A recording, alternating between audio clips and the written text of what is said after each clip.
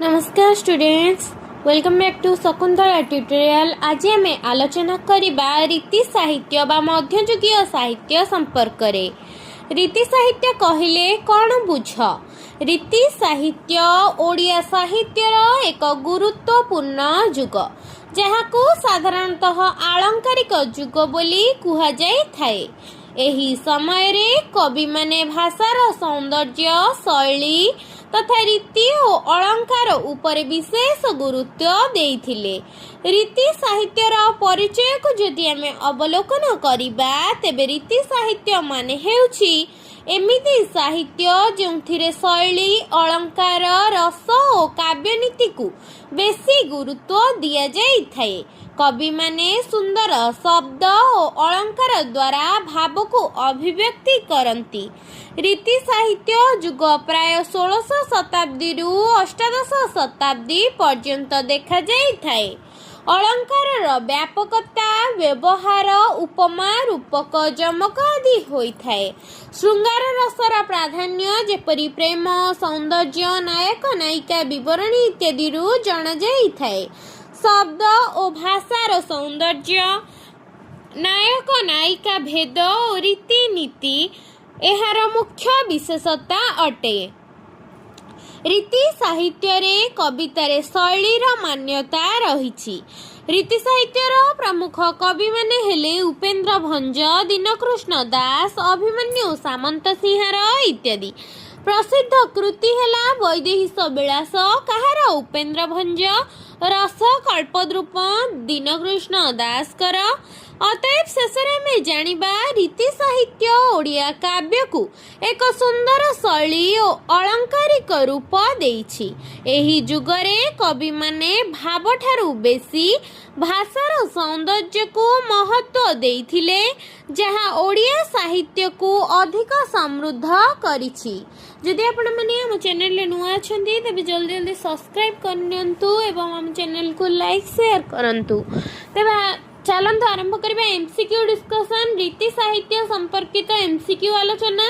रीति युग बा रीति साहित्यर समय केते?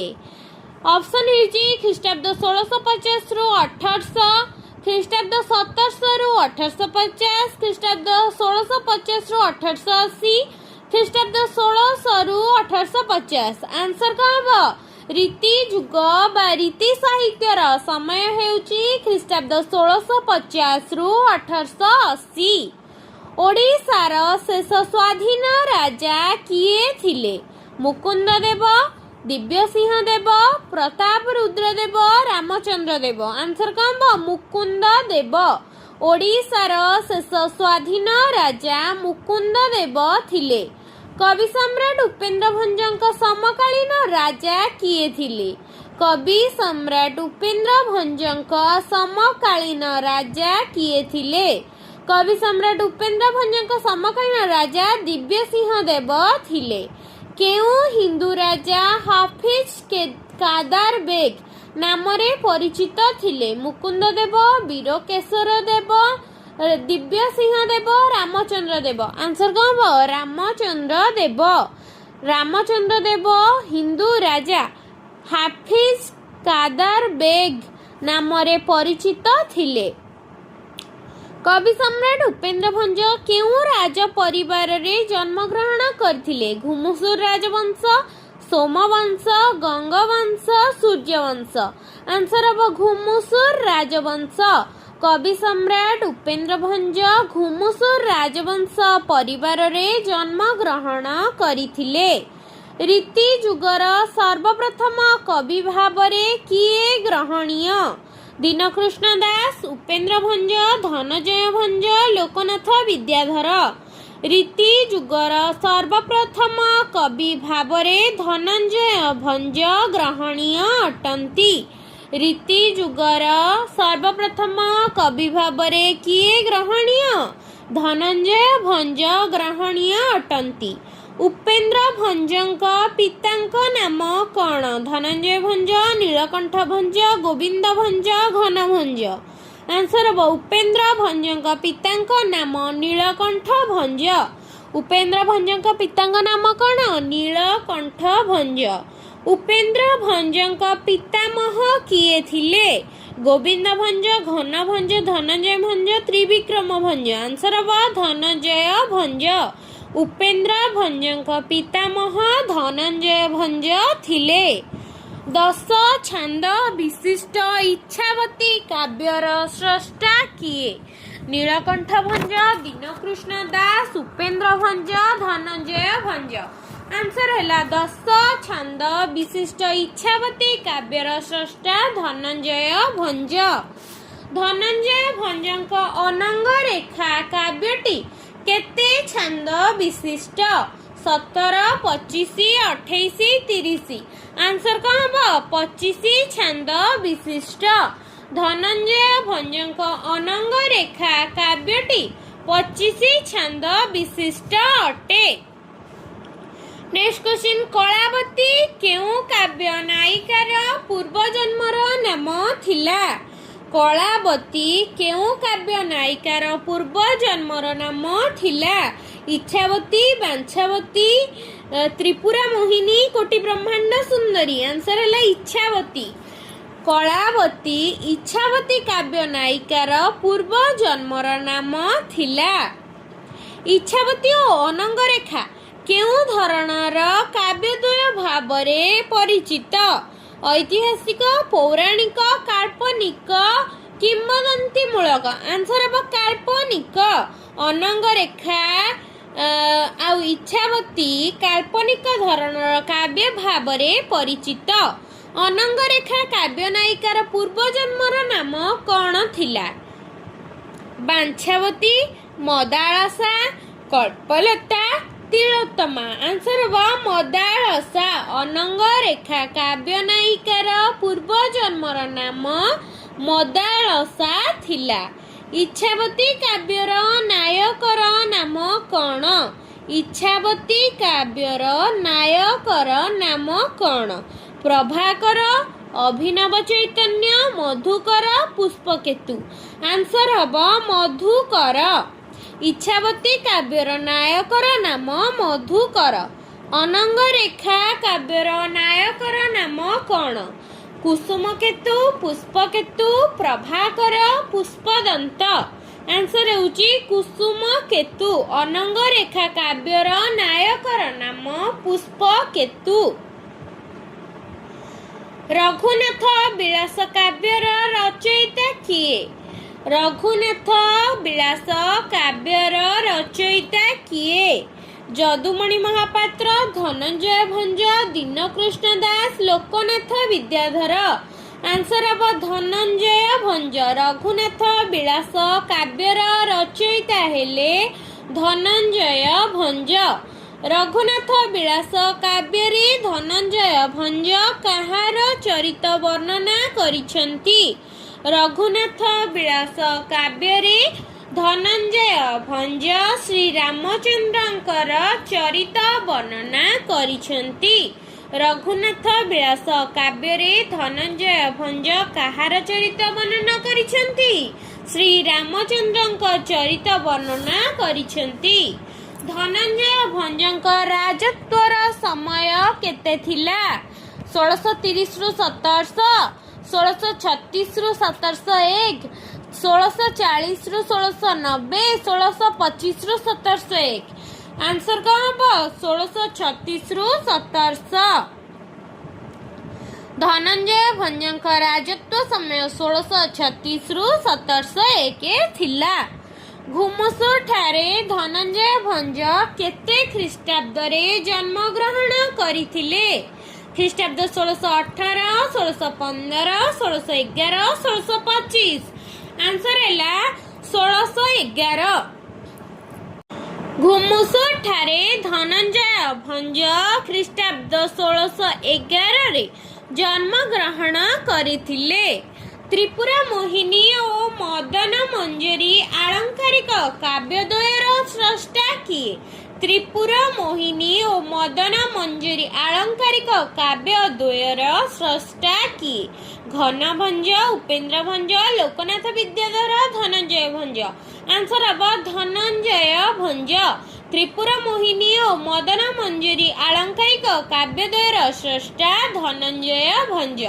ଧନଞ୍ଜୟ ଭଞ୍ଜଙ୍କ କେଉଁ ପୁସ୍ତକଟି କ ଠାରୁ କ୍ଷ ପର୍ଯ୍ୟନ୍ତ 34ଟି ଗୀତକୁ ନେଇ ରଚିତ?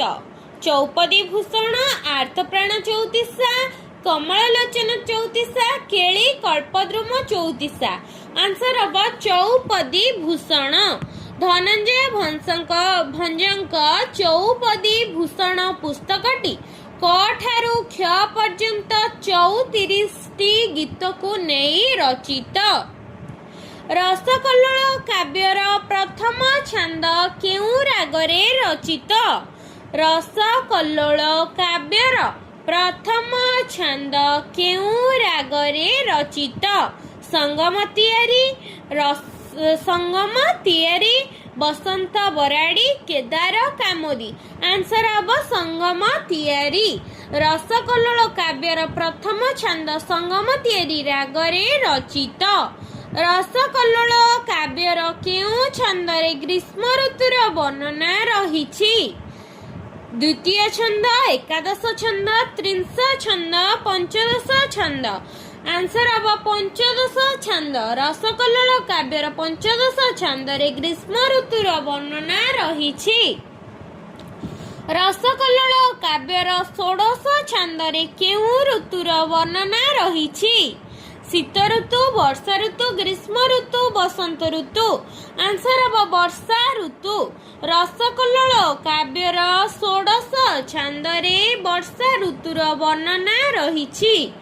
ରସକଲ୍ଲୋଳ କାବ୍ୟର ପ୍ରଥମ ଛାନ୍ଦରୁ 24 ଛାନ୍ଦ ପର୍ଯ୍ୟନ୍ତ ଶ୍ରୀକୃଷ୍ଣଙ୍କର କେଉଁ ଲୀଳା ବର୍ଣ୍ଣିତ? ରସକଲ୍ଲୋଳ କାବ୍ୟର ପ୍ରଥମ ଛାନ୍ଦରୁ 24 ଛାନ୍ଦ ପର୍ଯ୍ୟନ୍ତ ଶ୍ରୀକୃଷ୍ଣଙ୍କର କେଉଁ ଲୀଳା ବର୍ଣ୍ଣିତ? ବାଲ୍ୟଲୀଳା, କୈଶୋର ଲୀଳା, ମଧୁରା ଲୀଳା, ଗୋପଲୀଳା। ଆନ୍ସର ହେବ ଗୋପଲୀଳା ବର୍ଣ୍ଣିତ। ରସକଲ୍ଲୋଳର ପ୍ରଥମ ଛାନ୍ଦରୁ 24 ଛାନ୍ଦ ପର୍ଯ୍ୟନ୍ତ ଶ୍ରୀକୃଷ୍ଣଙ୍କର ଗୋପଲୀଳା ବର୍ଣ୍ଣିତ ହୋଇଛି।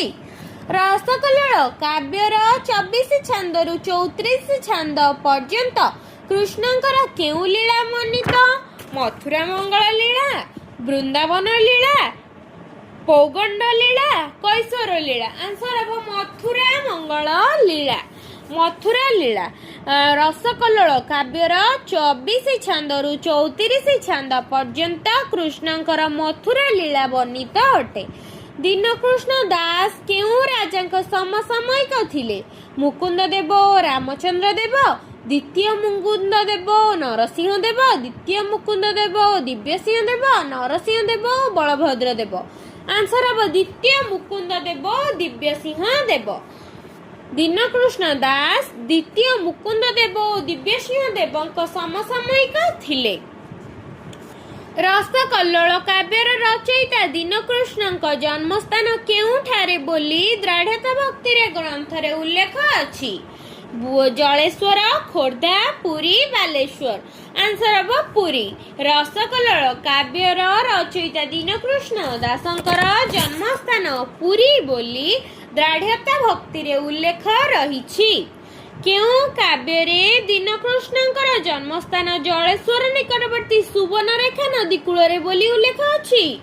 ପ୍ରସ୍ତାବ ସିନ୍ଧୁ, ଆର୍ତ୍ତତ୍ରାଣ ଚଉତିଶା, ଗୁଣସାଗର, ରସ ବିନୋଦ। ଆନ୍ସର ହେଲା ରସ ବିନୋଦ। ରସ ବିନୋଦ କାବ୍ୟରେ ଦୀନକୃଷ୍ଣଙ୍କ ଜନ୍ମସ୍ଥାନ ଜଳେଶ୍ୱର ନିକଟବର୍ତ୍ତୀ ସୁବର୍ଣ୍ଣରେଖା ନଦୀ କୂଳରେ ବୋଲି ଉଲ୍ଲେଖ ରହିଛି। ରସକଲ୍ଲୋଳ କାବ୍ୟ କେତେ ଛାନ୍ଦ ବିଶିଷ୍ଟ? 30, 34, 32, 38। ଆନ୍ସର ହେବ 34। ରସକଲ୍ଲୋଳ 34 ଛାନ୍ଦ ବିଶିଷ୍ଟ। 14 ଛାନ୍ଦ ବିଶିଷ୍ଟ ଜଗମୋହନ ଛାନ୍ଦର ରଚୟିତା କିଏ? 14 ଛାନ୍ଦ ବିଶିଷ୍ଟ ଜଗମୋହନ ଛାନ୍ଦର ରଚୟିତା କିଏ? ମହାଦେବ ଦାସ, ଚାନ୍ଦ ଦାସ, ଦୀନକୃଷ୍ଣ ଦାସ, ଉପେନ୍ଦ୍ର ଭଞ୍ଜ। ଆନ୍ସର ହେବ ଦୀନକୃଷ୍ଣ ଦାସ। 14 ଛାନ୍ଦ ବିଶିଷ୍ଟ ଜଗମୋହନ ଛାନ୍ଦର ରଚୟିତା ହେଲେ ଦୀନକୃଷ୍ଣ ଦାସ। କବି ଦୀନକୃଷ୍ଣଙ୍କ କେଉଁ କାବ୍ୟ କ ଅକ୍ଷର ନିୟମରେ ରଚିତ? ରସକଲ୍ଲୋଳ, ରସ ବିନୋଦ, ପ୍ରସ୍ତାବ ସିନ୍ଧୁ, ଜଗମୋହନ ଛାନ୍ଦ। आंसर है रसकल्लोल। कवि दीनकृष्णकर रसकल्लोल काव्यटी क अक्षर नियम रे रचित। रसकल्लोल काव्यर प्रथम छंद रे केउ देवता को स्तुति करा जायछि? श्री राम, श्री कृष्ण, श्री जगन्नाथ, श्री विष्णु। श्री जगन्नाथ आंसर कौन? श्री जगन्नाथ।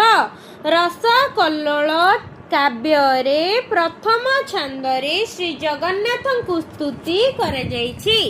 अतएव आज आम आलोचना कले रीति साहित्य संपर्कित 33 क्वेश्चन एवं यार पृष्ठभूमि संपर्क रे। नेक्स्ट क्लास रे 34 नंबर रु आलोचना करिबा। जदि वीडियोटी भल लागि थाए लाइक शेयर सब्सक्राइब करिबे।